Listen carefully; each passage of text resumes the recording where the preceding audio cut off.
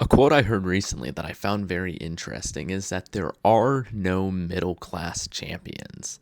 And it makes quite a bit of sense when you actually think about it. If you look at some of the best boxers, basketball players, NFL superstars, footballers, like soccer for the Americans like me, when you look at these people and you look at the best champions, the top tier guys, a lot of them their stories sound similar. They came from nothing. They grew up in a council estate, the Bronx, like worst parts of their city, and now they're this big successful thing or idea or figure inside of their sport, inside of their space. And the reason is the hunger. The fact they really, really, really wanted to be good at this one thing and they dedicated their entire life to it. Versus the guy who had all of the resources, the guy who grew up in the middle class, upper class household that wanted it a little bit, that didn't really care so much about putting in the extra hours, didn't really care so much about losing sleep, would rather just get the extra hour or two of sleep, whatever. Versus the person who, when they were stressed out, when their parents were fighting, when they didn't know what to do in their life, they played basketball. When they were stressed or sad or anxious or sleep deprived or whatever, the only thing they could think of doing was fighting, was working on their business, was working on their sport. For example, we're just going into a bunch of different like other niches with what we're talking about. Isn't that amazing? Isn't it actually amazing that it's not necessarily your resources that give you the number one advantage?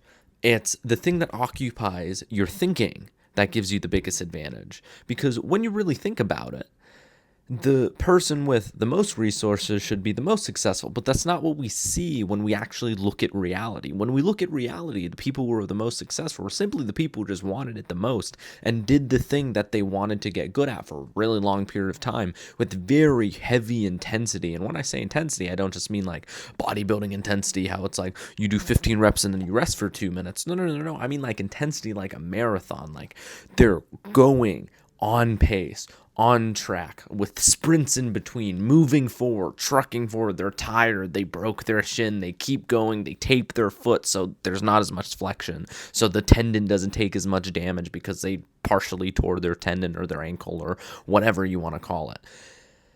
They keep going with such intensity, with such fire, is how most people describe it. Fire, drive, all of these words people use to describe somebody who just doesn't fucking stop. And they win. And people wonder, oh, well, they didn't have anything. How did they do it? Well, it's because they just didn't fucking quit. Versus the person who had everything, had the nice basketball. Like a lot of champions started off, like basketball players, for example, started off with a really shitty ball that like was fraying at the ends and they could barely shoot it and it was slippery. They didn't have a great ball. They just shot it 1,000 times when the person who could afford the good ball or were in the circumstances to where they had a variety of balls, for example, they shot it 100 times a day. So it didn't matter that the quality was better. You can always outwork your situation. I think some of the best champions that we've seen show that because sure, there's a genetic factor, sure, there's a luck factor, sure, there's this, that, whatever. But if you really look at the common trait between all of these people, it's they just worked unbelievably hard. And this reminds me, I'm going to talk about myself for a little bit like a fucking little obnoxious twat, whatever, on the internet. I used to play volleyball and I played it on a very, very good level. I became a national level player within just like 2 years of playing. From 12 to like 14, 15 years old, I played volleyball. The thing that I would do all of the time to get to the level that I got to was play volleyball. For an entire summer, I had a rebounder, and essentially it's like a sideways trampoline. Like if you were to throw a ball at it, it's kind of like a trampoline, but it's coming vertical. So instead of being like up and down like this, it's like this. You throw a ball at it, you hit a ball at it, you set a ball on it, whatever, it bounces back to you. I would hit that thing for like 5-6 hours a day. I had a net that I would throw the ball, I would jump up and I would hit it, and I would practice my approach over and over and over and over and over and over again on uneven ground. And the conditions were not optimal at all. Like I think honestly, In some cases, depending on like how the practice went and depending on like if it was raining outside or whatever, or like how windy it was or whatever, I think it honestly made me worse at volleyball just because the conditions were too crazy. But because I just didn't stop and I worked hard all of the time and I was putting in like 10 times more effort than all of my teammates, all the people that I played with, all of my competitors, I became a really, really good player in a really short period of time. And when it came to serving specifically, which is the only skill in volleyball that really matters that you're like individually good at, you can kind of cover up your weaknesses, especially on the level that I was playing at. So I was playing on like a national stage, like a national tournament, stuff like that. But it was like 14, 15-year-old kids. Like nobody was really like really good yet. Only a handful of people were like really good by like professional standards. So when we would play, you could kind of cover up your weaknesses, whatever. I wasn't very good at passing. Like I was kind of meh at defense, whatever. Serving is the one thing in volleyball where you throw the ball, you hit it over the net, whatever, that your teammates can't help you with. It's essentially like a serve in tennis. You throw the ball up, you hit it. If you're really good at serving, you can score some points by yourself, regardless if you have a teammate. I almost won what's called a golden ball on several occasions, where you win an entire game, you get 25 points in a row just by serving. I think the most I ever did was like 15, 16 in a row. I'm pretty sure. That's amazing. And I don't say this to toot my own horn because I did this as something that actually happened. But it just gives a little bit of proof, a little bit of recall for myself that this is the truth, that hard work will beat conditions. Because when I was training at first, my conditions were horrible. And if I'm analyzing myself and looking back on the periods that I progressed the most, it's when I was going in completely suboptimal conditions and I was just going hard and I was completely like, people call it like retard maxing nowadays. And I was just I was trying to win. I was trying to get as good as possible. I wanted to be an Olympian, so I gave everything I could. And being an Olympian was so fucking unrealistic that I actually didn't achieve it. But the idea and the thought and the passion and the purpose and the fire or drive, whatever you want to call it, that propelled me forward allowed me to actually be able to make good progress. And the more I live, the longer I live, the more I realize optimization is complete bullshit. There is not a single person who has like an optimized life who I think is nearly as successful as they can be, because I've tried this weird optimized sleeping 9 to 8, 10 hours like type thing. And sure, my mood changes. Sure, I change my opinion sometimes on things, whatever. Like if you've been following me for a little bit or watched like my main channel or whatever, I'll talk about sleep is something that I'm very inconsistent with. I'll be entirely honest. I either sleep like 3 hours or I sleep like 12 hours. There's no fucking in between for me. Right now, I'm on like a 24-hour stint. But I don't know many people who have like a very, very good sleep schedule who are successful. One of the most successful people I know in person, my friend Andreas, I just recorded a vlog with him on my main channel. It's vlog number 3 inside of like the series that I'm doing. He makes like a fuck ton of money, super successful guy, like most jacked, handsome, in shape, fucking awesome dude that I know. He sleeps fucking like 3 hours a night. Every Monday specifically, he's a bartender. He works up until 12. He has work at or he has school at 6. He has to be up by like 5. Fucking he gets home by like 1 or 2, or that's when he goes to bed. Like he barely fucking sleeps on Mondays, for example.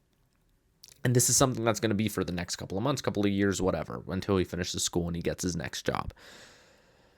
That's the most successful person that I know in person who's around my age. He's 3 years older than me. I'm 17, he's 20.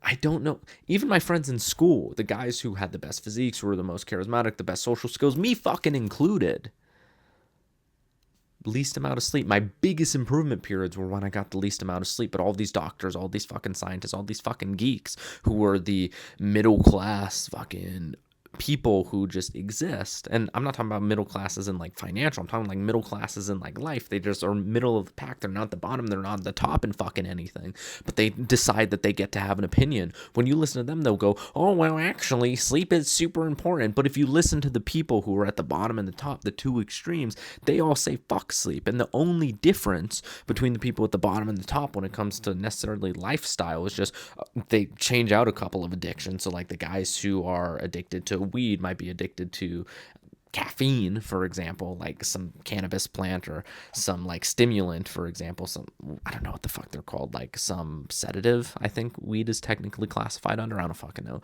compared to like a stimulant, for example. So one makes you more tired, one makes you act more, whatever. Nicotine, same thing. A bunch of successful people are addicted to like smoking cigarettes and nicotine pouches and caffeine tablets and pre-workouts and stuff like that. Steroids, stuff like that. Performance enhancers are addicted to those types of drugs. And while the unsuccessful people are addicted to comfort, things that make them laugh, make them feel like, haha, funny. Successful people are addicted to things that make them feel proud. They're addicted to things that when they use their hands and create something with it, when they do work and they get to see it, they make something. And that leads to them making money, to them building a bigger physique, whatever. But they're both focusing on what they're addicted to. They're just addicted to different things. And the thing is, you can change what you're addicted to. And I can tell you this firsthand. I used to be addicted to so much negative shit. I was addicted to porn, video games, like junk food to a horrible degree. Like now, for the first time in my life, my mom's been able to buy me like Oreos or some shit. And I haven't eaten the full fucking box in one sitting just because I'm not an addictive person anymore. When it comes to those things, I'm more addicted to my fitness. I'm more addicted to making sure I have a good relationship. I'm more addicted to making sure that my YouTube channel is going well and I'm posting and I'm editing well and I'm creating like quality content right now in this period that I'm in, because this is what I fucking care about. This is what I want to be successful in. I'm addicted to talking to people. I'm addicted to not being a coward and going up and speaking to people and having the difficult conversations. I had a conversation with my boss the other day saying that I was going to quit because he was being disrespectful towards me. And I just got this job. Most people would be shitting bricks, but thinking about it completely rationally, I'm addicted to not feeling like a coward. But the unsuccessful version of me would be addicted to feeling comfortable. So I wouldn't have had that conversation. So my boss would have still treated me like shit. Now my boss treats me a little bit better. He is much more respectful, like genuinely a great guy. I don't think he meant any harm by it now. But in that moment, I had two options. I was either the coward or the not coward. So I chose to not be a coward and have the difficult conversation. And that could either led to me getting fired, cursed out, and screamed at, or it could have led to what happened and being told to stay, given slightly more hours than I need so I can get more money. And I'm treated better. But I had to make the decision, and I had to feel one of the two addictions: comfort or not feeling like a coward, feeling proud of myself, feeling like I was brave, that I took the brave choice. And that's the thing that I think a lot of people don't get, is that the difference between the unsuccessful and the successful person is literally just what you are addicted to, and you can choose your addictions.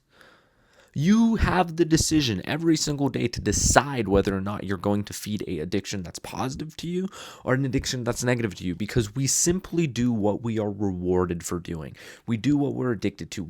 We do what gives us positive chemical reactions in our brains, and we get to choose to a certain degree what it is, which chemical reactions we actually care about. Some people care more about success and happiness. Some people care more about happiness and success. Some people care more about feeling like an oxytocin, feeling warm fuzzies. Imagine like hugging your dog, your cat, your girl, whatever. Some people care less about that. Some people care more about getting punched in the face and punching people in the face, like fighters, people who play sports, stuff like this. And the thing is, I'm not saying anything is necessarily wrong or right, but I'm just telling you, at least from my perspective, what it is that actually gets you what you want. And you have to decide what it is that you want, the type of person that you want to be, and you just have to go for it. And the thing is, young guys, especially nowadays, it's so difficult for you to decide who it is that you want to be, even if you're 30 and under, to be entirely honest. Younger men, younger women, whoever, it's so unbelievably difficult for them to decide who they want to be because of content like this, because I'm talking and I'm inflicting beliefs on you and I'm telling you what I think, and you're going, oh, that makes sense, or oh no, that doesn't make sense, because it's something someone told you before. What I'm trying to say is, with this point, is that you need to decide who it is you want to be, but actually making that decision is the hardest part of doing it. So just be the person that you want to be today and just roll with it. What's worked best for me, and I'd like to think that I'm a very successful person for my age. I don't have a lot of money, but that's kind of it. I'm in fucking awesome shape. My social standing is good. social media credibility is getting there. Like, I'm able to talk on camera, I'm able to hold a conversation, I'm able to convey my ideas in a way that it makes sense, right? I'd like to think that. I like to think that I'm a successful person when it comes to these things. I'd like to think that I'm a nice young man who's going to go far one day. From my perspective, I've never really done the thing where you write on a piece of paper with like your vision board and you put all the, and I've done this, I'm not saying it's worked, but you put all the people that you look up to like on a vision board and you try and be like them and you take different parts of their personality. No, I'll just pick traits of people that I like, make modifications, see what makes sense, see what I've seen in my life with my own eyes. I'll use evidence from my life as like a tier 1 piece of credibility towards a belief, and then I'll just roll with it. Because the thing is, while people can tell you the lessons that they've learned, you won't ever learn the lesson until you've learned the lesson. You have to have the failures, you have to have the pain, you have to have the heartbreak, you have to have the successes, you have to have all the good shit as well in order to learn, okay, this is how this is done. Okay, this is how this is supposed to be done. Okay, don't do this again. You need that in order to actually get what it is that you want and actually progress in your life. And the thing is, it's such a complicated thing to understand because everybody has a different rate of progression. Everybody is going to have different shit happen to them. But I really do think if you set the intention of just doing your best, working as hard as you can, being as honest as you can, focusing on being a good person, doing what is right, if you focus on all of those things, it is really my belief that God will just reward you. And he'll reward you with shit that's hard sometimes. He'll reward you with shit that you don't like sometimes. He'll reward you with pain and heartbreak and heartache and struggle.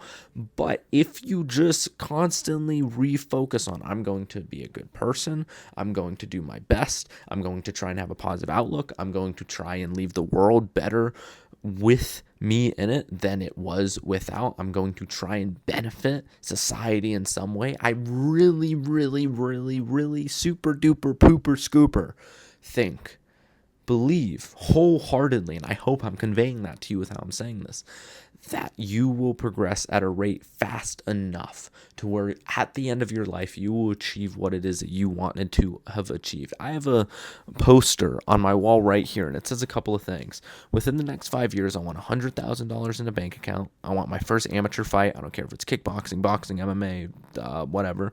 I want to be married to my current girlfriend. I want to be on a podcast, and I want somebody to invite me to it. I think that would be cool. I want to have a home. I want to have donated $10,000 to charity, and I want to be the best arm wrestler in Florida, which is where I live. I have no fucking idea how I'm going to do any of that, but I really believe, and maybe I won't hit all of it. Maybe I'll hit one thing. I know for a fact I'm going to be a good ass arm wrestler, and I know for a fucking fact I'm going to be married, and I know for a fucking fact I'm going to figure out how to give 10 grand to charity. Those are my 3 big ones. But I really do think as long as I keep trying my best and I keep listening to that voice in my head that tells me to work hard, to do more, to be the person who it is that I would be proud of, if I really do try my best to be as honest as possible, to be as hardworking as possible, and I just listen to my gut and I have the intention of getting better. I have the intention on being pissed off with my mistakes, to learn from them, and I have the intention of being proud of and happy with and fulfilled with my successes. I think I can do those things, and it's on my wall.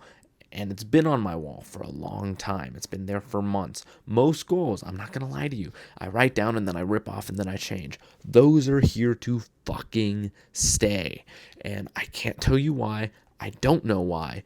But I can guarantee you, if I look at myself 5 years from now and watch this video, I'll be nodding my head and think this kid is 100% fucking right. That's been everything. My name has been Brandon. Keep doing the best, doing your best. Trust God. Signing off.